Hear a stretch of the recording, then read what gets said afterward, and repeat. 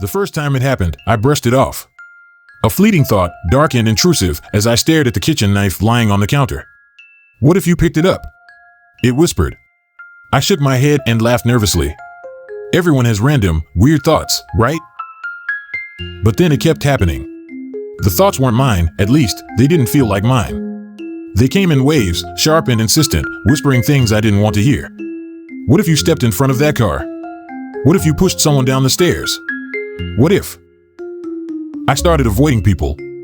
Crowds became suffocating, each person a potential victim of the horrors spinning in my head.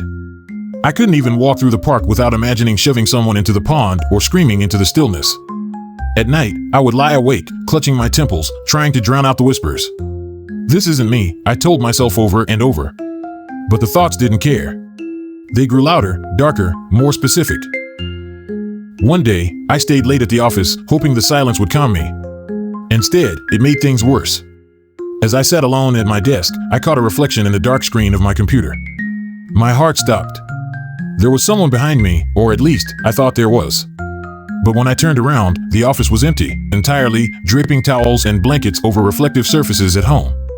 Even shiny silverware became unbearable. I'd find excuses to eat with plastic forks instead. But even then, I'd catch glimpses in the corner of my eye, and a shiny doorknob, a polished plate, even the screen of my phone when it went dark. Then the thought spoke again, but this time, they weren't whispers. They were clear, as if someone was standing right next to me. You're not alone, it said. I'm always here. You know what you must do. I ran out of the office, trembling. But when I got home, the reflection was waiting for me, in the window, in the darkened TV, in the puddle of water on the floor. It wasn't me, but it wore my face. It smiled at me, cold and lifeless. I called a friend to stay over, desperate for any kind of company. I asked my friend if they saw it too. He stared at me, pale and confused. Now, I'm afraid to sleep, afraid to be alone, afraid to look too long in any reflective surface.